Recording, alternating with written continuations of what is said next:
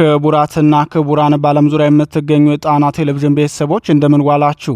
ያላችሁበት የምድር ዳርቻ ሁሉ አክብሮታዊ ሰላምታችን ይድረሳችሁ በማለት የሰኔ 5 ቀን 2018 ዓ.ም የጣና ቴሌቪዥን የሰዓቱን ዜናዎች ርዕሶቹን በማስቀደም እናስደምጣችኋለን። በአማራ ክልል በባዲኑ የሚልሻ መዋቅር ውስጥ ያለው ችግር እየተባባሰ መሆኑ ተነግሯል። በቅርቡ ወደ ኮሚሽን ደረጃ ከፍ የተደረገው የክልሉ ሚልሻ አደረጃጀት በውስጣዊ ግጭቶችና በእርስ በርስ መጋጨት እየታመሰ መሆኑን መረጃዎች ያመላክታሉ። የሰዓቱ ቀዳሚ ዜናችን ነው። ልጆቻችን በነጻነት እንዲማሩ እንጂ ትምህርት እንዲቋረጥ አንታገልም ሲል የአማራ ፋኖ ብሔራዊ ንቅናቄ ጎንደር ጠቅላይ ግዛት በላይዝ ከፍተኛ አመራር አርበኛ ሰለሞን አጠና ተናግሯል። ስለ ትግሉ ዓላማ፣ ስለ ትምህርትና ስለ ህዝባዊ ጥያቄዎች የሰጠውን ሰፊ ማብራሪያና ኮሩ የፈጸመውን መልካም ተግባር በዝርዝር እናቀርበዋለን። የቀድሞ የናይጄሪያ ፕሬዝዳንት ኦሉሴጉን ኦባሳንጆ መቀሌ መግባታቸው ትኩረት ስቧል። የፕሪቶሪያ ስምምነት ተፈጻሚነትን ለመገምገም ከሞኒተሪንግና ቬሪፊኬሽን ቡድን አመራሮች ጋር ያደረጉ ጉብኝት ምን አንድምታ አለው የሚለውን ዘገባ በሰፊው አሰናድተነዋል፣ ይደመጣል። የፈረንሳዊ የዜና ተቋም ኤኤፍፒ የኢትዮጵያን የፖለቲካ ሁኔታና የመገናኛ ብዙሃን ነጻነት በተመለከተ ያቀረበው ዘገባ መነጋገሪያ ሆኗል። ዘገባው ምን ይላል የሚለውን ትንታኔ ይዘን ቀርበናል። የስምረት ፓርቲ ሊቀመንበር ጌታቸው ረዳና የብልጽግናው ከፍተኛ ሹም ሬድዋን ሁሴን በአልጀዚራ ላይ ያሰፈሩት የጋራ መልእክት በስፋት መወያያ ሆኗል። የምንደባደብ መስሏቸው ነበር ሲሉ የገለጹት ንግግር ምን ያመላክታል? በወቅታዊ ውጥረቱ ዙሪያ ምን አሉ የሚለውን ዘገባ በስፋት ይዘነዋል። ሰዓቱን ጠብቆ ይቀርብላችኋል። እነዚህንና ሌሎች መረጃዎችን አካተናል። እስከ ፍጻሜው አብራችሁ እንድትቆዩ እየጋበዝን ወደ ዝርዝር ዜናዎቹ እናልፋለን።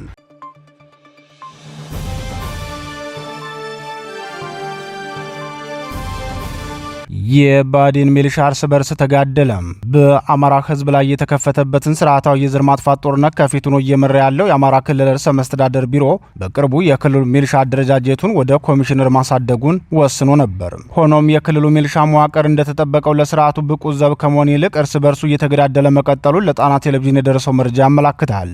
የአማራ ፋኖ ብሔራዊ ንቅናቄ አጼ ቴዎድሮስ 201ኛ ኮር 64ኛ ክፍለ ጦር ለጣና ቴሌቪዥን በላከው መረጃ ተስፋ የቆረጠው የአገዛዙ ቅጥረኛ የሚልሻ ሰራዊት አባላት እርስ በርሱ ባለመተማመን መጋደል ጀምሯል ሲል በምስራቅ ጎጃም ዞን የሆነውን ይገልጻል። የ64ኛ ክፍለ ጦር ህዝብ ግንኙነት ክፍል አክሎም የጠላት ብልጽግና ጥምር ጦር የሚባለው የክልሉ ሚልሻ አባላት በምስራቅ ጎጃም ዞን እነማይ ወረዳ ወይራ ጠልማ ቀበሌ ከሚገኘው ካምፕ የሰፈረው ኃይል እርስ በርሱ ባለመተማመን ተኩስ ከፍቶ ተገዳድሏል ብሏል። የክፍለ ጦሩ ህዝብ ግንኙነት ክፍል ከውስጥ አርበኛ የደረሰኝ መረጃ ብሎ እንደገለጸው የባዲ ሚልሻ አባላቱ እርስ በርስ የተገዳደሉት ትናንት ለዛሬ አጥቢያ ነው። እንደ 64ኛ ክፍለ ጦር የህዝብ ግንኙነት መረጃ በሚልሻ አባላቱ መካከል በተፈጠረው የእርስ በርስ ተኩሱ ጸረ አማራውን የኦህዴድ ብልጽግናን በታማኝነት በማገልገሉ በአካባቢው ህዝብ ዘንድ የሚታወቅ አስቻል አሸብር የተባለ የቀበሌው ሚልሻ ጠርናፊ ሲገደል ሌሎችም በተመሳሳይ እርምጃ እንደተወሰደባቸው ተገልጿል። የሚልሻ አባላቱ ወይራ ቀበሌ ከሚገኘው ካምፕ ወጥተው ወደ ጠልማ ቀበሌ በተሽከርካሪ በጉዞ ላይ ያሉ በተፈጠረ ክርክር እርስ በርስ ተኩስ ከፍተው በርካቶች ቁስለኛ ሲሆኑ ቀደም ሲል የጠቀስነውን ግለሰብ ጨምሮ 4 የሚልሻ አባላት ተገድለዋል። 7 ደግሞ ቁስለኛ መሆናቸውን የደረሰን መረጃ ያመላክታል። የእርስ በርስ መገዳደሉ የዜና እስከተጠናቀረበት ሰዓት ድረስ ቀጥሎ መዋሉን የሚናገሩት የአካባቢው ነዋሪዎች በበኩላቸው ከባድ ተኩስ ተከፍቷል ብለዋል። ይህ በእንዲህ እንዳለ በዚሁ ምስራቅ ጎጃም ዞን ቢቸናና የዱሃ ከተማ በሚኖሩ ንጹሃን ላይ የብልጽግናው ሰራዊት ግፍ መፈጸሙን የአካባቢው ነዋሪዎች ተናገሩ። እንደ አካባቢው ነዋሪዎች መረጃ የብልጽግናው ሰራዊት በህዝብ ላይ የሚፈጽመው ግፍ ዝርፊያና አስገድዶ መድፈር ይገኝበታል። በዚህ ስርዓታዊ ወንጀል መሳተፍ አንፈልግም ያሉ የስርዓቱ ጥምር ጦር አባላት በበኩላቸው ሙሉ ትጥቃቸውንና ወታደራዊ መረጃዎችን እንደያዙ ፋኖ መቀላቀላቸውን የደረሰን መረጃ አስታውቋል።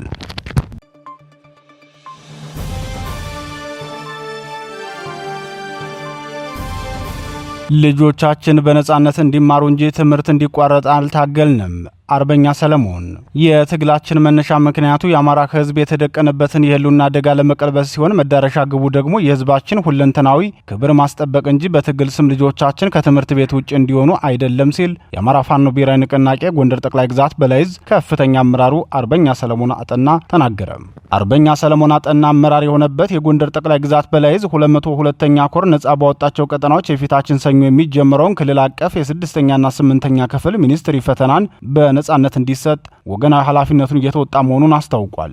በትናንትናው ዕለት በአርበኛ ተሾማ አበባ የሚመራው 204ኛ አስቻለው ደሴ ኮር የሚኒስትሪ ፈተናዎችን እጀባ በመስጠት ወደ መፈተኛ ማዕከላት ማድረሱንና ፈተናውንም በሰላም ተጀምሮ በሰላም እንዲጠናቀቅ ለህዝብ ያስተላልፈውን ጥሪ መዘገባችን ይታወሳል። ዛሬ ደግሞ በዚሁ ጎንደር ጠቅላይ ግዛት ማዕከላዊ ጎንደር ዞን የተለያዩ ቀጠናዎች የሚኒስትሪ ፈተና የአማራ ታዳጊዎችና ወጣቶች በነጻነት ፈተናቸውን እንዲወስዱ 202ኛ ኮር ኃላፊነቱን ወስዶ እያስተባበረ መሆኑን ይፋ አድርጓል። ትምህርትን በተመለከተ የዙ ከፍተኛ አመራር አርበኛ ሰለሞን አጠና የአማራ ህዝብ ከደረሰበት መከራና ከገጠመው የህልውና አደጋ ነጻ የሚወጣው በእኛ በልጆቹ ክንድ ነው። ህጻናትና ታዳጊ ልጆቻችን የነገውን የአማራን ዕጣ ፈንታ የሚወስኑ እነሱ በመሆናቸው እኛ በተቆጣጠርናቸው አካባቢዎች በሙሉ በነጻነት እንዲማሩና መምህራንም ሙያዊ ኃላፊነታቸውን ያለ ስጋት እንዲያከናውኑ ዋስትና እንሰጣለን ማለቱ ይታወሳል። የብልጽግናው ስርዓት ጦርነቱን ምክንያት በማድረግ የአማራ ህጻናትንና ታዳጊዎችን ከትምህርት ውጭ ለማድረግ ትምህርት ቤቶችን በድሮን በመደብደብ ለ2 ዓመታት ትምህርት እንዲቋረጥ ማድረጉ ይታወቃል። በዚህ ጉዳይ ግምገማ ያደረገው የቀድሞ የአማራ ፋኖ ጎንደር ጠቅላይ ግዛት እዝ የአሁኑ የጎንደር ጠቅላይ ግዛት በላይ እዝ ነሐሴ 27 ቀን ባሳለፈው ውሳኔ በዚህ መልኩ ከቀጠለን እንደ ህዝብ የሚገጥመን ማህበራዊ ቀውስ ከባድ ነው የሚሆንብን፣ ኢኮኖሚያዊ ኪሳራውም ለመጪው ትውልድ ከባድ ይሆንበታል። የአማራ ልጆችም ከሌሎች ወንድም ህዝብ ኩዮቻቸው ጋር ለመወዳደር የሚቸገሩበት ስለሚሆን ነጻ ባወጣናቸው አካባቢዎች የመማር ማስተማር ሂደቱ ያለ ስጋት እንዲቀጥል ዋስትና እንሰጣለን ማለቱ አይዘነጋም። የፊታችን ሰኞ ለብሔራዊ ፈተና የሚቀመጡት የ6ኛና 8ኛ ክፍል ተማሪዎችም ከነሐሴ 27ቱ ውሳኔ በኋላ ትምህርታቸውን የተከታተሉ ታዳጊዎች ናቸው። በዚህ መሰረት ብሔራዊ ፈተና የሚፈተኑትን ጨምሮ በአጠቃላይ ኮሩ በሚንቀሳቀስባቸው ቀጠናዎች በሙሉ የሚገኙ ትምህርት ቤቶች በነጻነት የመማር ማስተማር ስራቸውን በተገቢው መልኩ ሲያከናውኑ መክረማቸውን የደረሰን መረጃ ያመላክታል።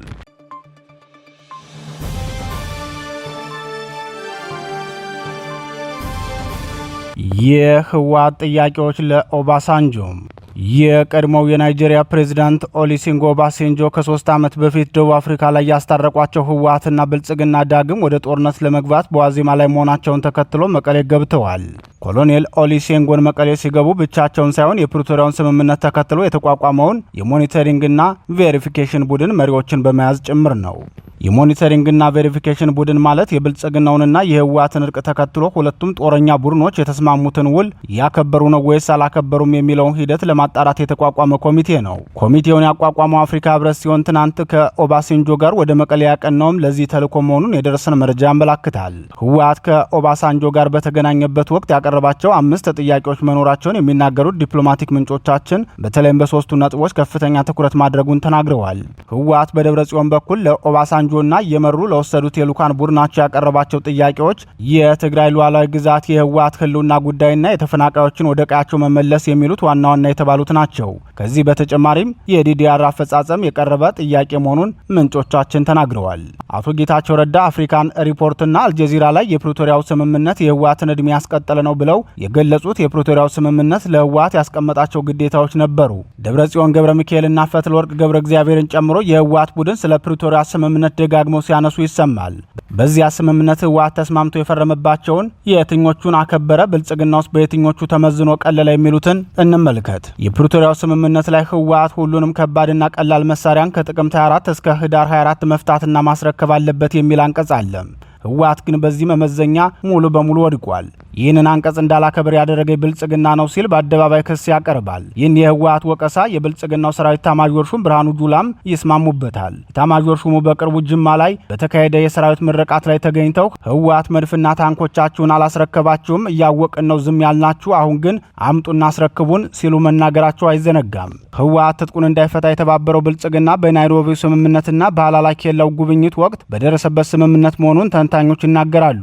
በናይሮቢ ስምምነት ላይ ከኢትዮጵያ መከላከያ በስተቀር የትኛውም የውጭም ሆነ የሌላ ክልል ኃይል ከትግራይ ግዛት ለቆ መውጣት አለበት የሚል አንቀጽ አለ።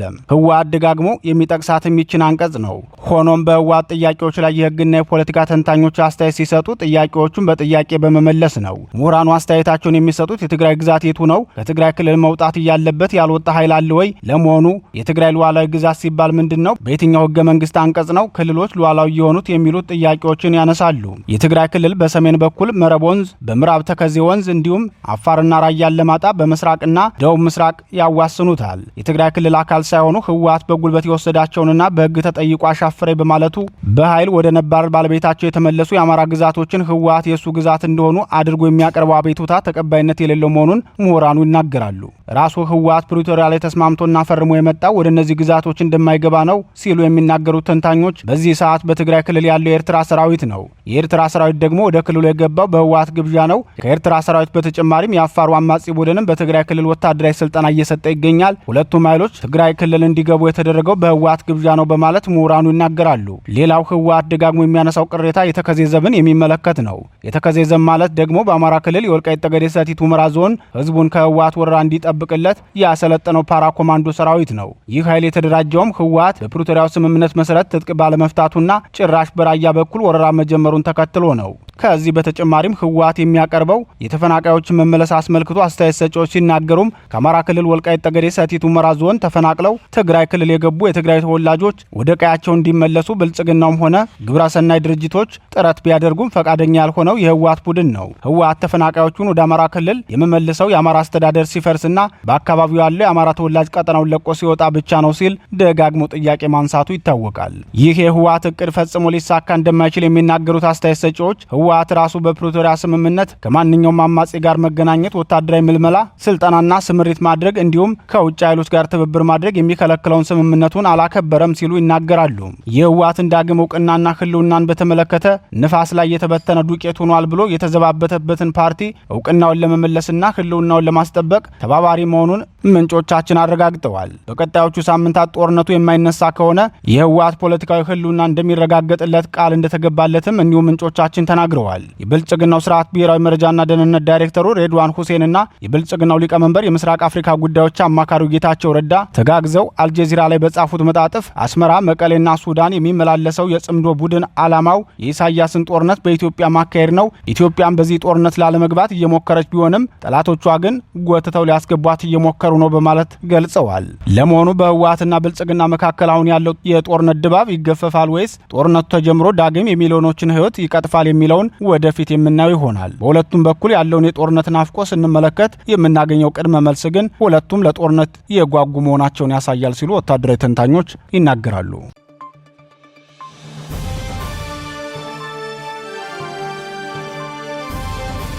ብልጽግና ፈሪና ጨካኝ ነው። ኤኤፍፒ የብልጽግናው ስርዓት ፍጹም አምባገነን ቶታል አውቶሪታሪያንና ሐሳብን የሚፈራ መንግስት መሆኑን ታዋቂው የፈረንሳይ ሚዲያ አጋለጠ። የፈረንሳዩ ሚዲያ አዣንስ ፍራንስ ፕሬስ ኤኤፍፒ በብልጽግናው ስርዓት ላይ ወቀሳና ትችቱን ያቀረበው በቅርቡ በኢትዮጵያ ለዘገባ የገባች የፈረንሳይ ጋዜጠኛን የብልጽግናው ስርዓት ፈቃዷን ሰርዞ ማባረሩን ተከትሎ ነው። ላክሬክስ ለተሰኘው የፈረንሳይ ጋዜጣ የምትዘግበው የ30 ዓመቷ ጋዜጠኛ ኦግስቴ ፓስሊ በብልጽግናው ስርዓት የዘጋቢነት ፈቃዷ ተቀምጦ ከኢትዮጵያ እንድትባረር መደረጉ የብልጽግናውን ስርዓት ነውረኝነት እንደሚያሳይ የገለጸው የፈረንሳዩ ሚዲያ ኢትዮጵያ በገለልተኛ ሚዲያዎች ላይ የምትወስደውን እርምጃ አጠናክራ ቀጥላለች ብሏል። ኤኤፍፒን ዋቢ አድርጎ የጀርመን ድምፅ ራዲዮ እንደዘገበው ጋዜጠኛዋ ከኢትዮጵያ የተባረረችበትን ምክንያት ለማጣራት ከብልጽግናው ባለስልጣናት መረጃ ለማግኘት እንዳልተሳካለት አስታውቋል። ዶቼ ቬለ ዘገባውን ሲቀጥልም የ30 ዓመቷ ፈረንሳዊት ጋዜጠኛ አውጉስቲን ፓስሊ ከጎርጎሮሳውያኑ 2023 ጀምሮ ከኢትዮጵያ ዘጋቢ ሆና እያገለገለች ነበር።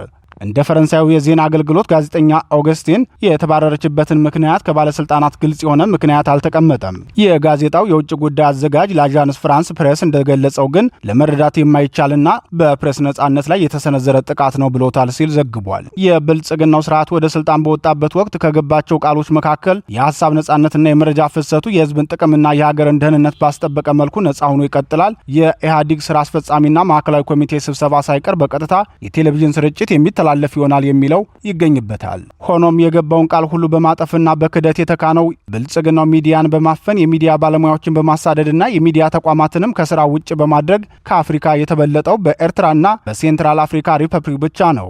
ጅቡቲ፣ ዲሞክራቲክ ሪፐብሊክ ኮንጎና ሶማሊያ እንኳን ከብልጽግናው ስርዓት የተሻለ የመገናኛ ብዙሃን ነጻነት የሚተገበርባቸው ሀገራት ሆነዋል። ብልጽግናው የመገናኛ ብዙሃንን ነጻነት ከማፈኑም ባለፈ የሀገሪቱን ሚኒስትሮች ምክር ቤት ሰብሳቢ የሆኑት የብልጽግናው ሊቀመንበር ሀገራዊ ኃላፊነታቸው የሆነውን ወራዊ ጋዜጣዊ መግለጫ ለመስጠትም ፈቃደኛ አልሆኑም። ይህ ደግሞ የመንግስትን አሰራር ተጠያቂነትን ከመሸሽ ባለፈ ፍጹም መንግስታዊ ስርዓት አልበኝነት መሆኑን የፖለቲካ ተንታኞች ይናገራሉ።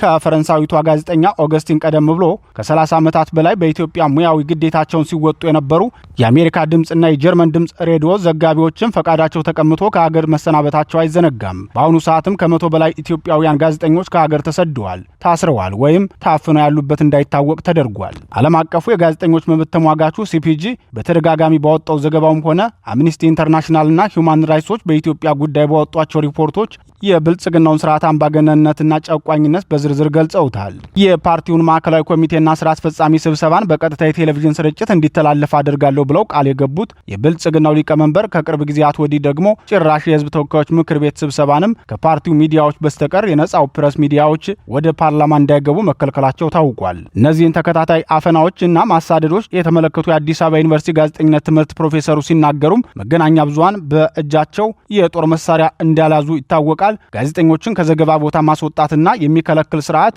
በምርጫና በነጻ ሐሳብ ስልጣን አለቅላችሁም ከፈለጋችሁ በጉልበት ሞክሩኝ የሚል መልእክት የሚያስተላልፉ ናቸው በማለት ተናግረዋል። የፈረንሳዩ ጋዜጣ ብልጽግናውን ሐሳብ የሚፈራና በሰዎች ላይም ጭካኔን ደጋግሞ የሚፈጽም ነው ብሎ የገለጸው ከዚህ ባህሪው በመነሳት መሆኑን እኒሁ ፕሮፌሰር ይናገራሉ።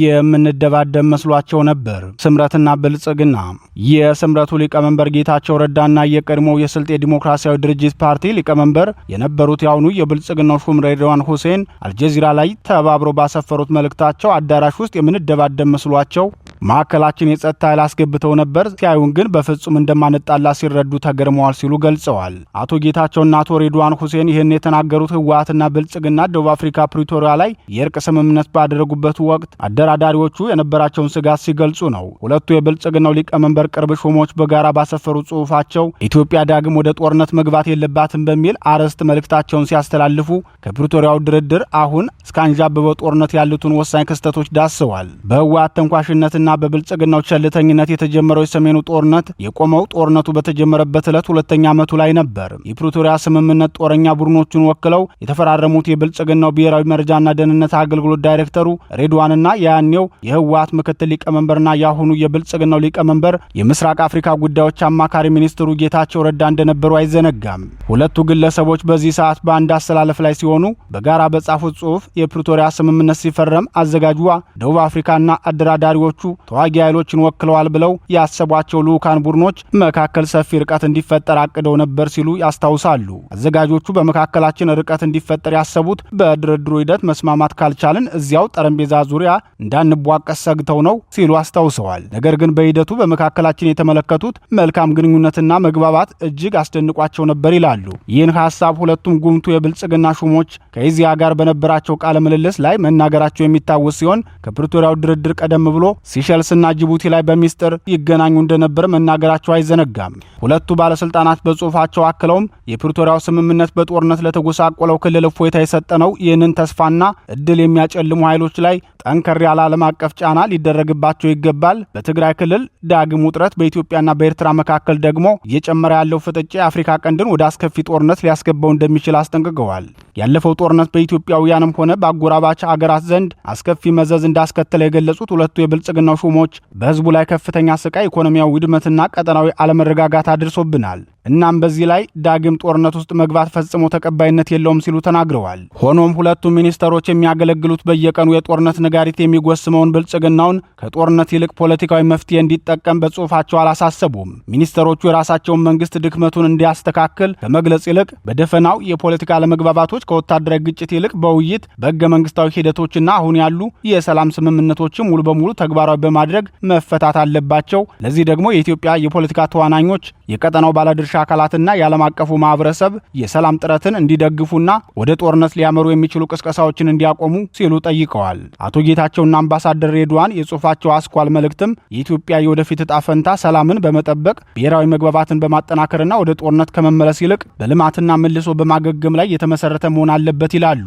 ሆኖም የአገሪቱ አሁናዊ ችግሮች በሙሉ ዋናዎቹ ምክንያቶች እነሱን ጨምሮ የብልጽግናው ስርዓት ሊቀመንበርና የኢትዮጵያ ሀገረ መንግስት የፍርሰት መሐንዲሱ ህወሓት መሆናቸውን በጽሑፋቸው ሊገልጹ አልፈለጉም።